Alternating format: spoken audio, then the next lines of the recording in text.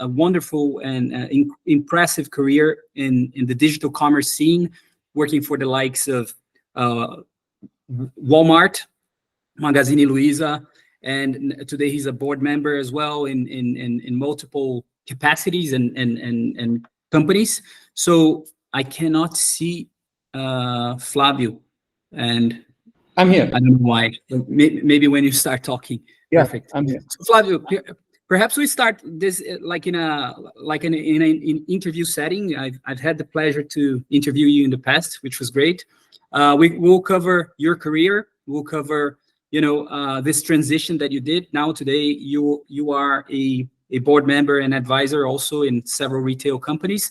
And then I think, the group is very strong, and I would love then also to partake and to participate here and to ask questions about career, about leadership, about what you've been doing, and that's it. So welcome to the Evolve Club, and perhaps we start with the big picture. So who's Flavio?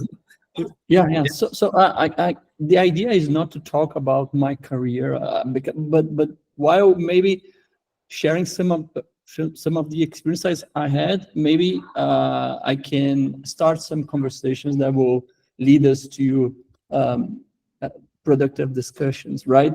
And maybe the transitions that I made, maybe some of you guys are thinking about doing it or are already doing it. So maybe it's worthwhile for us to mention that.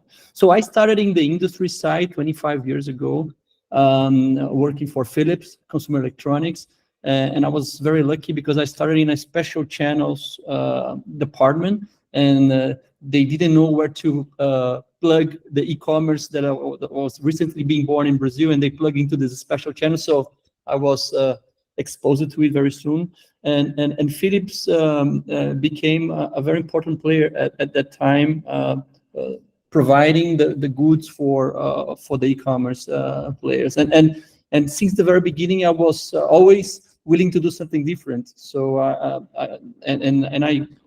I loved to use technology to generate value. So Philips has positioned itself as a very innovator partner for the Amazons at that time. So most of you wouldn't know the companies, but very large companies such as Americana, Submarino, Magazine Luiza, Ponto Frio, they were starting their e-commerce, and we produced a virtual assistant at that time, using a chat to do a virtual promoting embedded into the e-commerce spaces. We built 3D demos of our products very early in the history. We have created a number of things alongside with tech partners and taking a very courage approach towards the partners in the e-commerce space.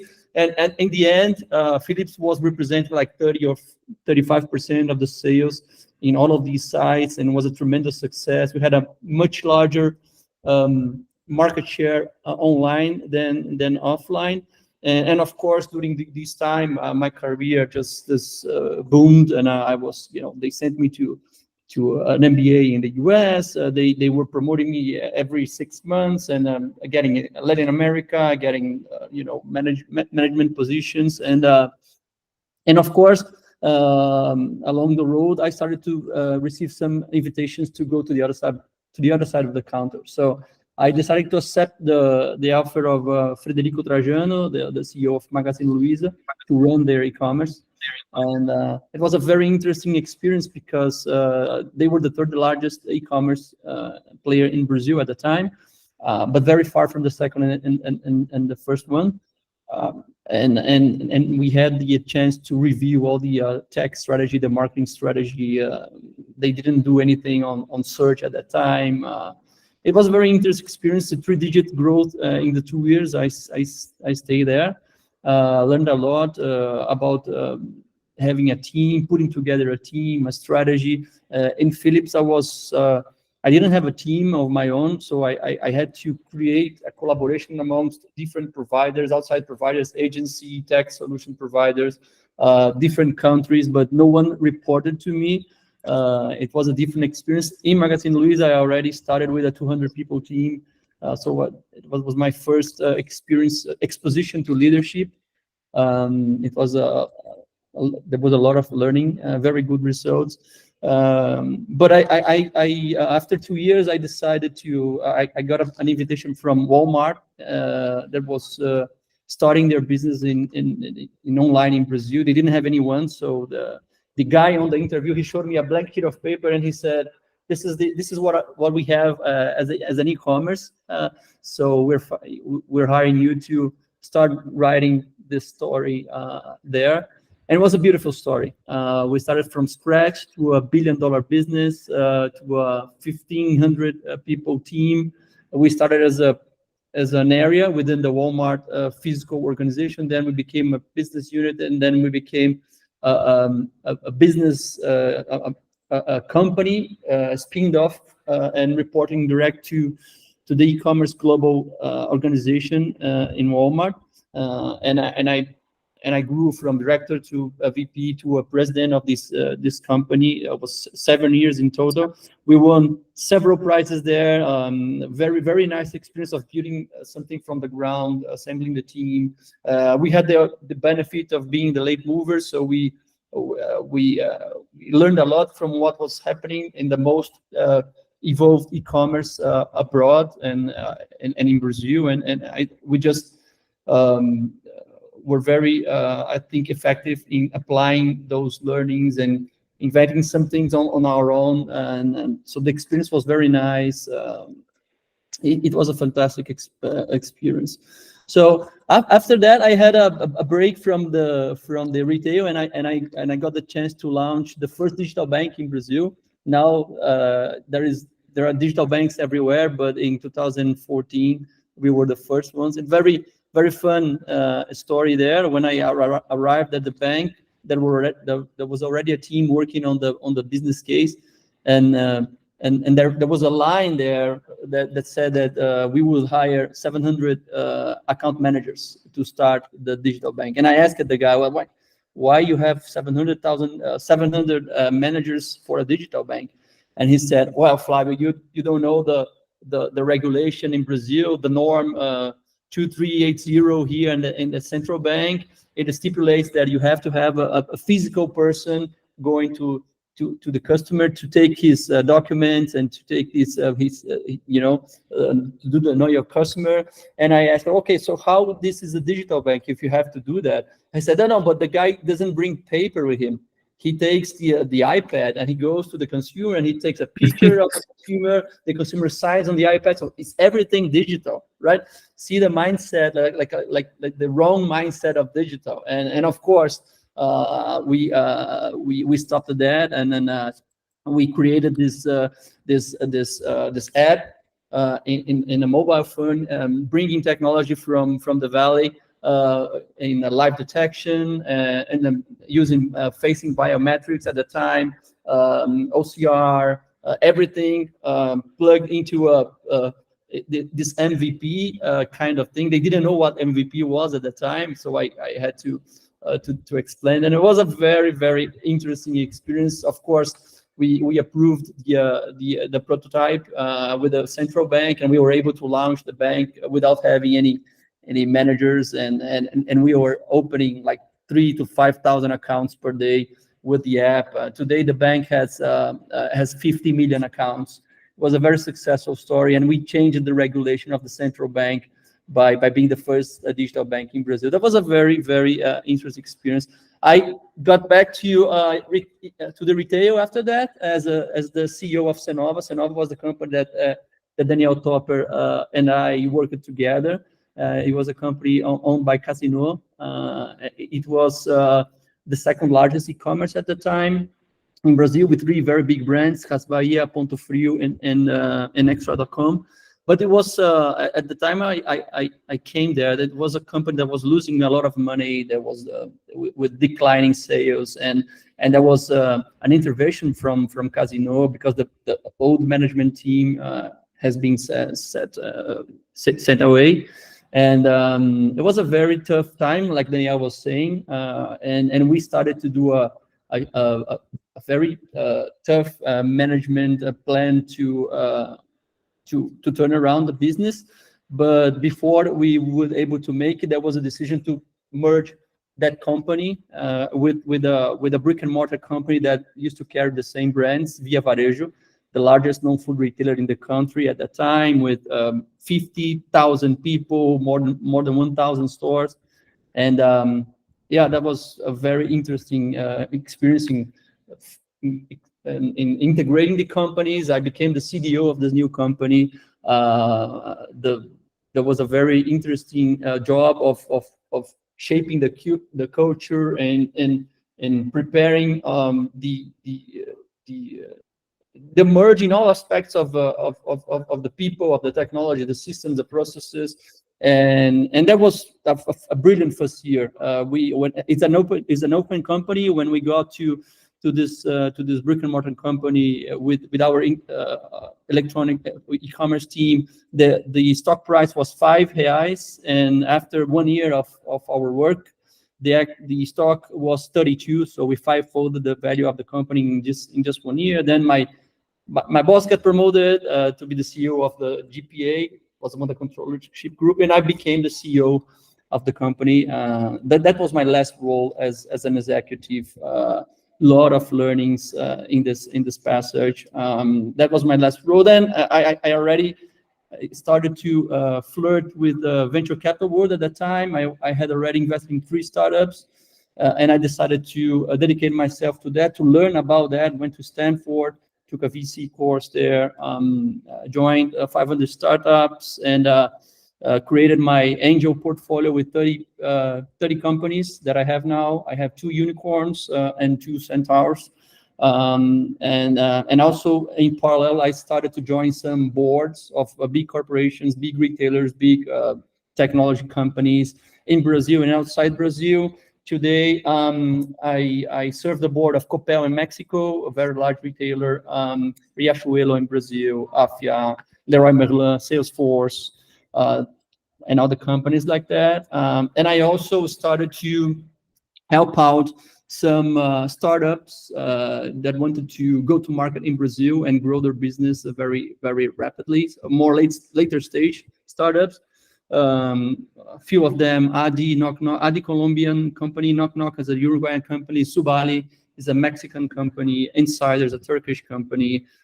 So I helped them to assemble a local team. I helped them to create their strategy, the go-to-market strategy. I of course I opened the doors using my network with the big names here in Brazil. So I shorten a lot the sales cycle for them. And I'm usually I get compensated with equity and a retainer fee. So I've been spending my time nowadays between those 3 things: my portfolio, and I still enjoy investing in companies, the boards that I serve in the big corporations, and the later stage startups as a hands-on advisor. And it's a very interesting that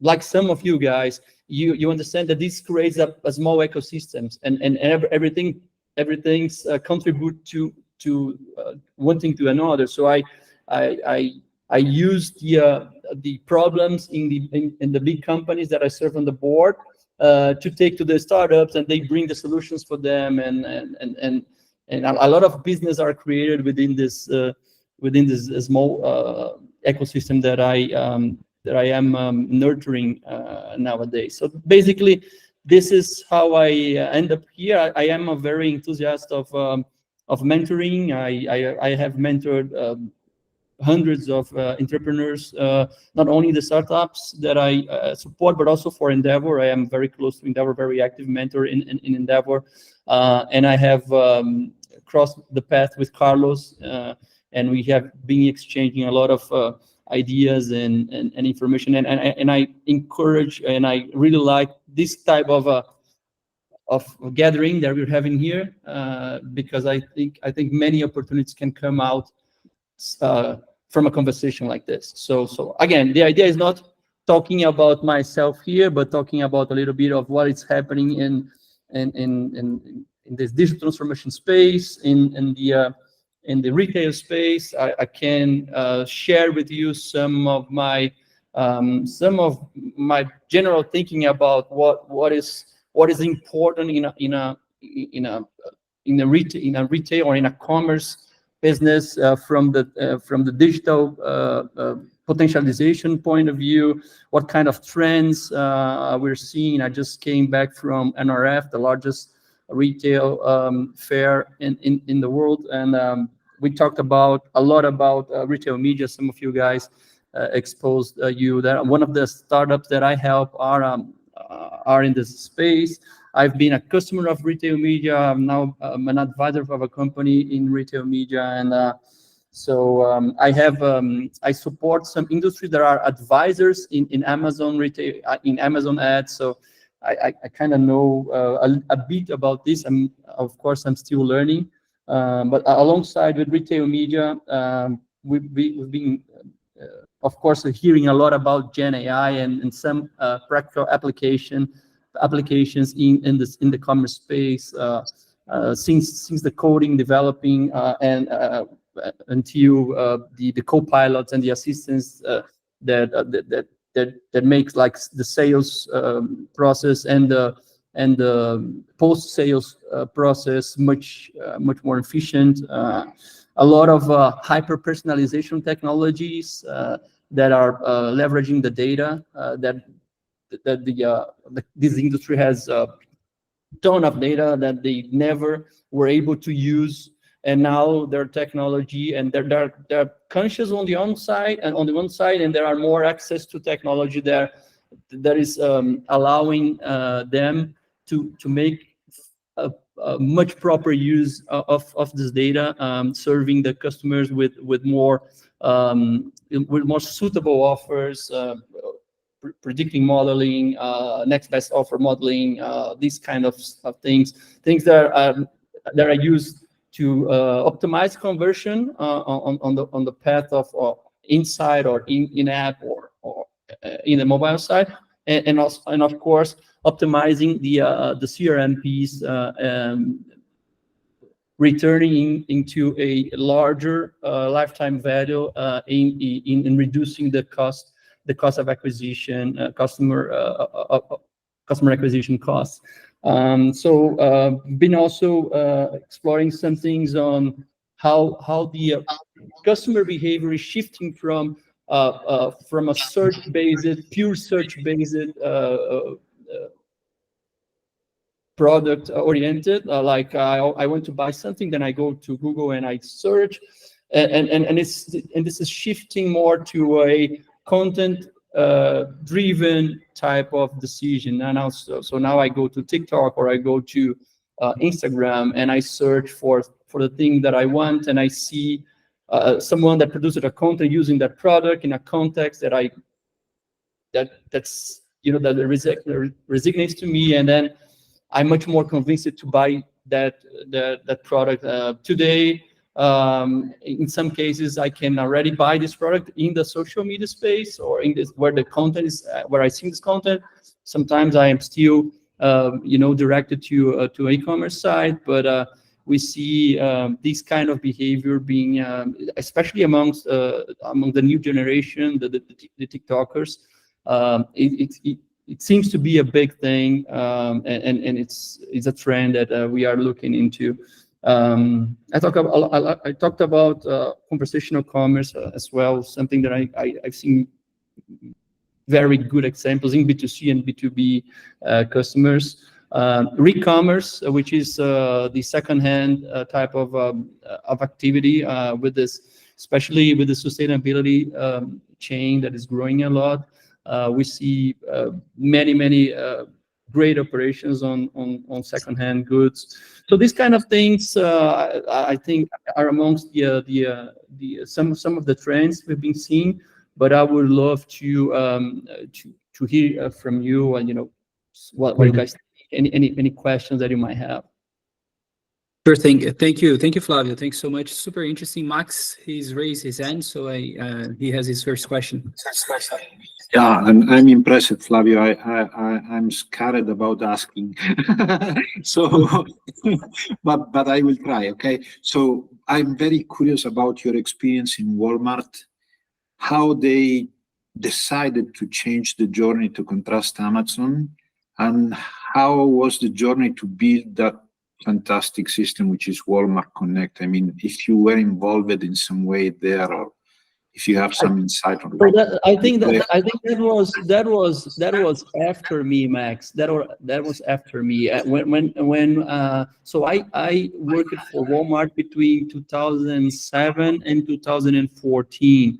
So at that time, Amazon wasn't even present in the Brazilian space. So but of course they were kicking our asses in the US and in some other countries, but especially in the US.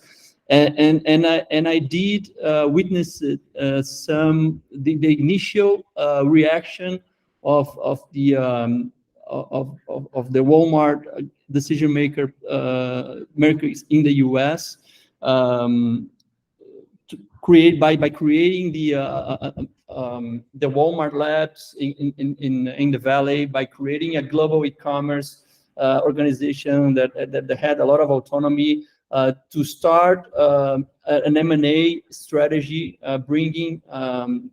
doing some acqui-hiring strategy, bringing very talented engineers and business people from big startups, so I was present when we started doing that. But I think the most brilliant years of that came after I left, and with some changes they made in-house. But unfortunately I was not there. It was a company that was I'm still passionate about them.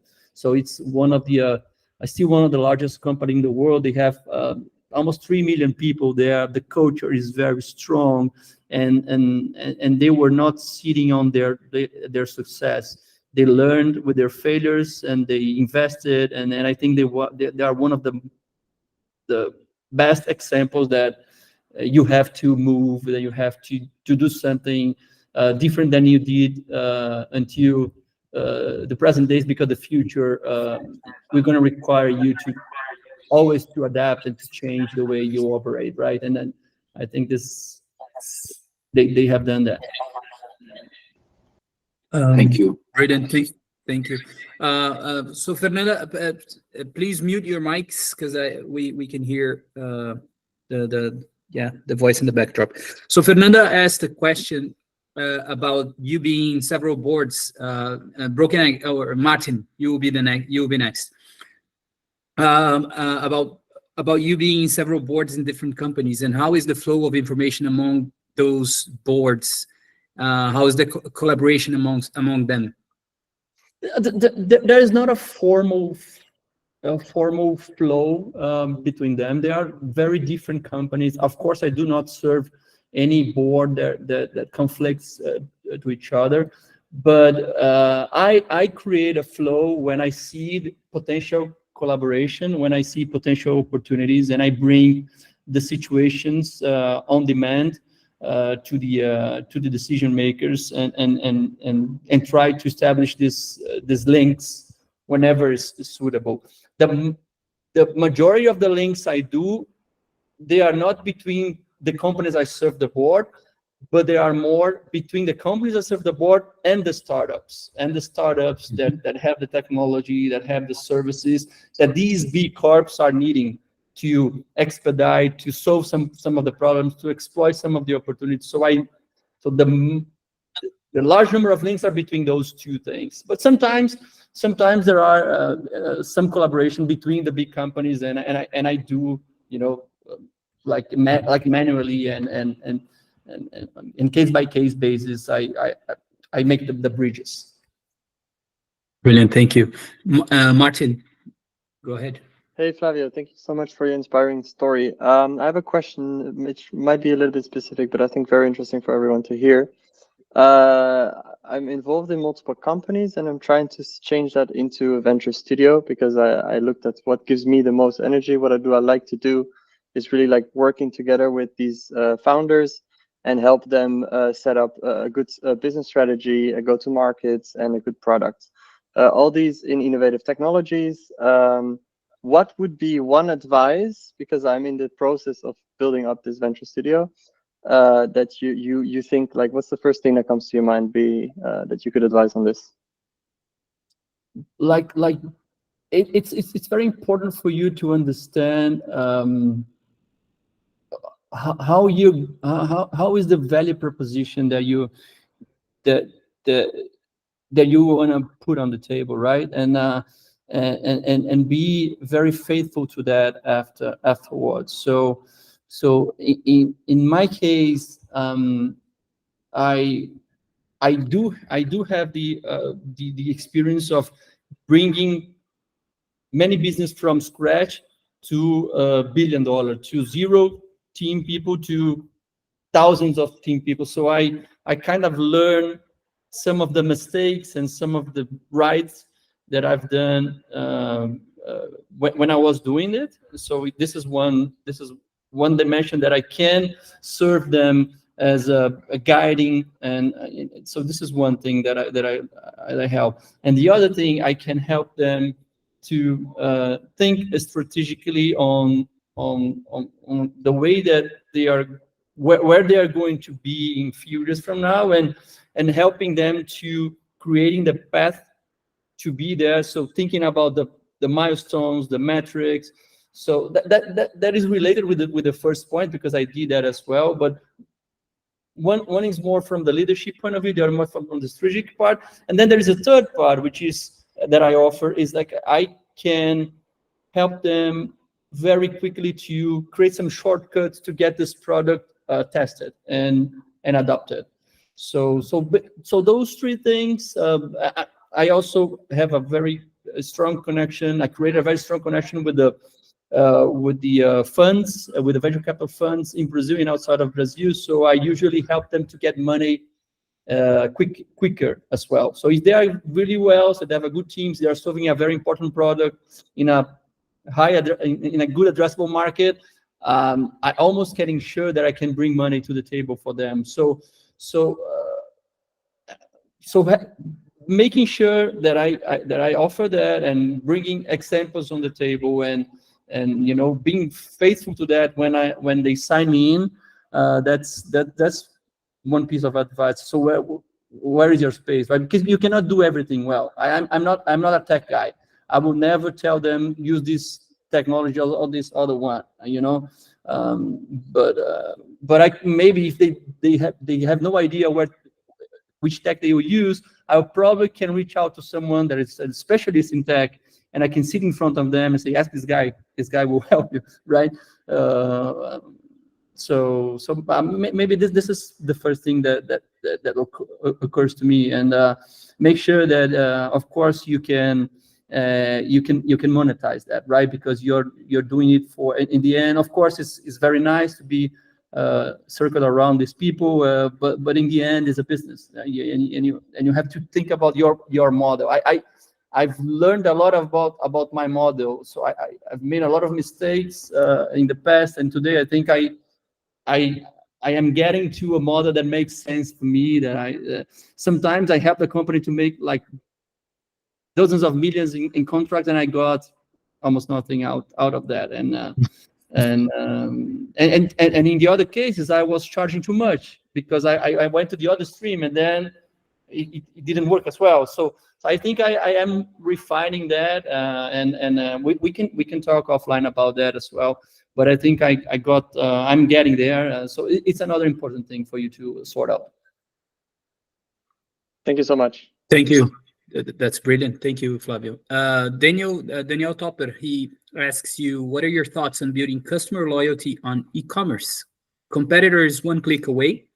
Many e-commerce tends to have similar prices and offering, example, because of marketplaces. So any idea on how to build loyalty, especially for a player with less technology / resources than huge players such as Amazon? That's $1 million question, right? I think that there are two. I like to approach that in 2 ways. I think the first way is you have to do the basic things right first. So the basic things are, you have to have a good customer acquisition strategy. Then you have to control your rupture better than your competitors. You have to do your pricing and promotion strategy, and you have to take care of the customer experience. You have to manage the sales and manage your mixed margin in a more efficient way, and you, of course, you have to manage your expenses. So doing these very basic things and getting the process, the rituals, the KPIs shaped, the incentives, the governance, the organization structure, everything Yeah, properly, yes. everything properly set for you to make this basic piece better than anyone else. And I think this is already a very, very good step, because a lot of people, they worry a lot about the fancy stuff, the technology, and sometimes they forget that they have to buy well, sell well, serve the customers well, and I think I learned a lot how to build an effective system that would not ensure, but that will enable these basic things to be done right. And then, of course, there is a technology and innovation layer on top of that you can make each of those things much more powerful. And then I would emphasize the personalization technology. I would emphasize supply chain system, very good supply chain system with smart allocation properties. I would emphasize category management, and I would emphasize financial services as well, as a very important piece. And now I think retail media is getting as much important as those other things. But I think you don't have to be Amazon you don't have to be a lot of money. So these technologies, that's the good news. These technologies now are becoming much more accessible to almost everyone. You have, for instance, in the personalization space, you have a company such as Insider, this Turkish company I am advisor to. It's already a company that is worth $2 billion. It's the second company of this Turkish guy who sold his first company for 400 million euros, and then started Insider and got funded by Sequoia and Riverwood, and now he's present in dozens of countries, and they have like biggest customer, very large customers everywhere, and it's very accessible technology, very easy to implement. Instead of paying a very expensive stack, a Martech stack that would take you 6 months to implement, millions of dollars, you can implement Insider in 2 weeks. Or there was a customer in Brazil that we implemented in 3 days, and the ROI is like 80 times, right? It's simple like that. So I think there are more accessible technologies. Same thing for conversational commerce. WhatsApp is huge in Brazil, so you can approach the customers in WhatsApp in a much more effective way. You can find your niche, and so that there are ways for you to create your differentials, starting from the basic, and of course making good decisions on the system partners and that are accompanying you to potentialize these basic things, the customer journey and in the productivity space. Terrific, thanks. Very nice. Martin, you have a question? Go ahead, my friend. Thank you. So maybe just allow me a quick reflection also, Daniel, on your question, and then I have a question for you as well, Flavio. So I think when we talk loyalty, at least just from a brand perspective, to share that part, I mean, we kind of have that view, and also from an e-commerce perspective, that there's a point of diminishing returns where it doesn't make sense to chase that loyalty anymore. And for us, so when someone has kind of been shopping our brand 2 to 3 times in a year, we know that it's a diminishing return for our brand, given the occasions that we serve and what we do, and we don't chase it down anymore. But of course, if we get the referrals, if we can get the data, if we can get them to connect to kind of develop our new products, which is a different kind of loyalty. So we kind of chase those loyalties in different dimensions, but we are really aware where that diminishing return kind of evens out. Still monitoring our our CAC and customer lifetime value, but we're really being aware of where is that point, and then not putting our money into new customer acquisition, knowing that that kind of non-frequent buyer makes the volume even for a brand like ours. So, but if Coca-Cola has it like that, why should we be any better? So, Flavio, my question to you being, when you are a startup or a growing company, I mean, how do you kind of think about being effective in the fact that a lot of your consumer base have different demographics, different kind of uses, different channels from, as you said, TikTok, Instagram, Facebook, and the way that we need to work with our media and content is different, not only in the media size of it, but also in the voice. And we are still trying to target all of that with a small organization. So any good advice of kind of mastering that, cloud of commerce channels to reach as many audiences as we can? Yeah, I think it's hard to give a generic response for that. I think I have to say it depends on case by case, but I think one thing that is very common is that sometimes you miss out defining who your main customer is going to be, and I think the sooner you find it out, and the sooner you find it out, the sooner you will learn what is going to be the most effective channels, tone of voice, creatives that you're going to use to bring these guys on, and it's going to be a lot of test and learn. So I always tell the guys, test. Don't be afraid to spend money testing, and don't be afraid of failing, of failure, because the learning coming out of those failures will be much more value than the money you are spending on this experiment. So I think to create, in the end, is to create this conscious of let's have our fingers in the pulse of the consumer, and let's create an organization that will be capable of testing and learning a lot, and let's create a technology and a partnership circle around us that will help us to put those tests and to absorb this learning as fast as possible, and then get the right conclusions and double down on the paths that we see that are working. So I think if you have this mindset, and if you create this capability around you, then your chances of success will be much higher.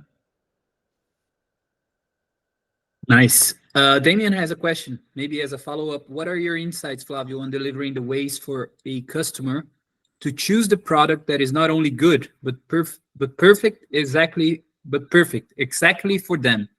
I've read a research that showed that still one of the biggest challenges for e-commerce business. Damien, I'm not sure I understand your question. Perhaps you like to come up and ask it yourself, please. Yeah, sure. What I meant is that there are challenges for e-commerce business to deliver the way for customers to choose the right product, not only the good product, but the best product for them. To make it to make them feel that this is exactly the product that is that they are looking for on the whole volume of hundreds of products. Yeah, I think that's linked to one of the trends that I was telling you. So we always had a ton of information about the customers, not only the historic, the purchase behavior they have with us, but also the clicking behavior, the searching behavior. We have now all the access to all of the calls he made us in our call center, the chats he had with our people in the support team, and I think now we're finally able to process all those things together. And of course, if you partner with Meta and Google, if you do the right way, you will also be able to enrich this customer profile with lifestyle type of contents he searches, and in the end, you have the conditions to nail down the offer for him. So I had the experience to create a next best offer model in Via Varejo, and we did this experiment where so we raised the data from the past 5 years, and we found some particular segment of customers that we could say that the next best product they were going to buy was a expensive cell phone with certain characteristics, and then we partnered with Google, and we were able to run a campaign bidding higher for this type of customer. When he was looking for a mobile phone in Google, we will appear in the first place no matter what. If they were charging us $20 per that click, we're gonna buy it. We're gonna buy it, and the conversion rate is boomed. It's just a small example, but I see a lot in the applications of Insider, because they do exactly that. They have a CDP, and in this customer data platform, they process all of these inputs, customer inputs, and they are able to create micro audience or even hyper personalization in the individual level, and they know what you probably gonna buy, or you're probably gonna like, when you're probably gonna like, which channel it's better for me to reach out to you, WhatsApp, email, what time in the morning or in the afternoon, and with what tone of voice. So these kind of things now are more accessible for companies to start doing, and they are incredibly effective. So I think it's never going to be perfect, but if you compare ourselves today where we were like 5 years ago, it's a completely different thing. And I think with AI being more part of what we are doing, or Gen AI especially, I think the accuracy of this is going to be even further. I don't know where it's going to be, but I'm very curious and eager to learn and to implement this as well. But I think there are many ways to do that. Terrific, thanks. So we have Luis Paulo who wants to ask you a question now, Flavio. He's Good. So, Flavio, thanks for sharing your story and thoughts on those questions. I couldn't agree more with you when you say things like doing basics better than competitors, both in big companies as well in SMBs. And of course, the concept of basics evolve since customers evolve, retail media and so on. But of course, I heard a lot about you along the way, including not only in my early years at Magalu when I joined there in the beginning of 2010.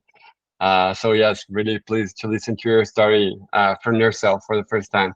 And the other day I was reading one of your posts at LinkedIn around explaining what you do, not only yourself, but through your kids and wife and so on. And it was very good. It brought me very interesting and important reflections for the moment I am. So thanks for that. And I have two things on that. I'd love to pick your brain on how did you get a clear decision that you wouldn't be accepting executive roles anymore. So that's one point. And besides that, I saw that you've been helping multiple companies as board member.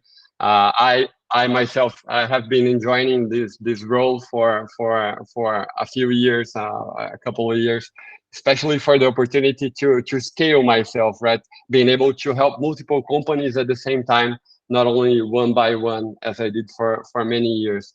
After the certification I did last year, I'm serving in two companies, and I'd love to help more companies. And maybe you're not able to accept all the invitations you get, so it would be great maybe to not only to listen to you here, but I would love to have the opportunity to catch up with you offline on those topics, maybe here in São Paulo, if you will. Yeah, perfect. That would be a pleasure to meet you in São Paulo. But well, for your first question, it's kind of easy. So I usually tell the headhunters that call me with a very nice CEO job offer, and I tell them, well, if you like was making like, there are some dimensions that you analyze whenever you're looking for a job, right? You have do I have a challenge? Do I learn a lot? Do I have nice people around me? And do I make good money out of it in the short term, in the long term? So these kind of things am I doing a difference for these companies? So when I ask those things and I compare what I do right now, I'm serving multiple companies, startups, corporations, different countries, different segments, technology, retail, education, health. So I'm constantly learning a lot and developing myself. I am surrounded by genius people, by very nice people that are making the difference in this world, building solutions. I make good money out of that, and I feel that I am serving well these companies, and I'm helping them to achieve their goals. So I feel myself challenging, and I feel myself useful. So any job offer seems weak compared to this, right? Because I will make less money, I will have to work long hours in just one thing, of course. And I'm not criticizing, the executives here, but I'm just comparing, right? I wouldn't have the chance to know the large number of people that I do. So it's kind of easy. It's been 6 years now. I'm doing it, and I'm blowing. I will never get back to an executive role unless I'm obliged to. I don't know what would make me change his lifestyle. But I have a flexible agenda right now. I can, spend time with my kids. I can travel. I work a lot, of course, and this is part of your second question. Some of the boards I take have a long space between one meeting to another, so it does not require a lot of my time, and I'm very organized on my agenda. So I still have space for more things on my plate. I'm actively looking for other boards or other startups that are waiting for my help right now. So this is something that if you guys just taking advantage of this space, if you guys know of someone that can be helped by me, I would love to explore that. But yeah, I mean, that doesn't make sense in my criteria to come back. Brilliant. Thank you, Thank you. Flavio. We are on to 1 hour and 20 minutes. So Flavio, if you have another 5 or 10 minutes, then we'll wrap up. And then, of course, you guys are very welcome to talk offline, just to be respectful with the agenda and time here. Yeah. I do have to leave in 5 minutes from now. I have another appointment coming to me. So unfortunately. Perfect. So we have the last question then from Rafael. Rafael, go ahead, please. All right, cool. Thanks. Flavio, very nice to hear a lot of your experience, and most of the questions were based on, were more about your experience in the past and the things that you've done, which are very impressive. My question is more related. I would like to hear your perspective on things, on current situations, events that are happening now. For example, the elephant in the room is the ban of TikTok. because you mentioned the importance of social media at the beginning of your talk, and just the repercussions that would have. Of course, we're talking United States, but like the repercussions this would have in other countries like Brazil. And linked to that, also the growth of marketplaces like Temu, Shopee, were entering Brazil as well in comparison to the other marketplaces. How this is affecting the market, and what's your perspective on that? Perfect. Yeah, I'll start from the second piece of your question.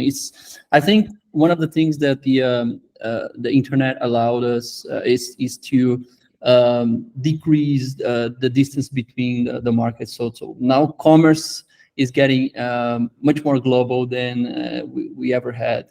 And of course, China, because of their low cost to product, because of their infrastructure of not only on the manufacturing side, but also on the transportation side, they are able to serve the world with good products, better as well, but also with good products, and they're doing it very well. So they are already very strong in Brazil. I am an advisor of one company that is a cross-border commerce company. Is the largest cross-border company in Latin America, and we sell a lot from China. We sell a lot from the US as well, but we sell a lot from China. And I'm close to the drop shipping market in Brazil as well. And I do believe that these guys, and I follow up like what Stemo is doing in Mexico, what AliExpress is doing in some of the other Latin countries, and I do believe there are still big space for them to grow. I think part of the mid class in Brazil is learning to love some of these products. This is the case of Shein, for instance, in Brazil, that exploded, and I see that it's going to be a threat and also an opportunity for the local marketplaces. So some of the local marketplaces are already selling some of the Chinese products, and Knock Knock is one partner that enables that to happen. So for instance, if Amazon wants to sell a Chinese, and if they wanted to go to each seller in China and make a connection, it will gonna take a long time for them. And then Knock Knock do this aggregation and selects the best sellers there with a productive portfolio, and inject this portfolio at once in Amazon. So these kind of things is enabling the marketplaces to speed up their adoption of selling Chinese Chinese products. But I do believe that Temu and AliExpress and Shopee, they're still going to grow a lot in some of the Latin markets, and going to take a part of the share. Some of them they have a more fragile business model. Shopee, for instance, has lost a lot of money, and that's not the case of Shein. So that it depends on case by case, but I do believe they're going to gain share. On the first part of your conversation, I think when a company the size of TikTok get the importance of it gets in the life of the number of people they get, I think it's very hard for the government to impose. I don't know what is going to happen in the US, but I think there's going to be a solution for the people in the US to continue to use TikTok, right? Either they will sell the control for an American partner there, or somehow this decision is going to be reverted. I'm not sure, but what I don't see is the full stop of the service there. I'm seeing the numbers of TikTok, and I'm following up the TikTok shop. I think they're gonna be phenomenal in playing a role in in driving commerce sales in the near future. And I talked to some of the friends of my son, and they don't think about searching for products elsewhere. They search for products in TikTok. They go to TikTok and I say, I want to buy a t-shirt, a red t-shirt. I want to buy a cell phone, and I want to buy, I don't know, a bottle of water, and they decided there. So I don't see that changing in the near future. Yeah, I'm curious to see how the space is going to adapt to this. But I know that TikTok is they have invested $500 million in TikTok Shop in the US. I know they are assembling an e-commerce team in Brazil, so they assume they're talking to people, very good people that I know, to be on their team, and I think they're gonna be huge, very, very big. Yeah, That's brilliant. So, Flavio, this was great. I think everyone had a blast, in my opinion, here. I'd like to thank you all for joining. Thanks, Flavio, for your time today. Flavio, it was great. Just make sure you do connect offline as well. I think that's the whole purpose. Here we had a bit of a kind of like an appetizer, as we say in Brazil. But I think the purpose of it is to connect offline and to deepen the relationships. That's why I built this. We're building this community. So thank you all. Thanks very much, Flavio. It was great. Thank you, guys. I hope Thank you. It was a pleasure.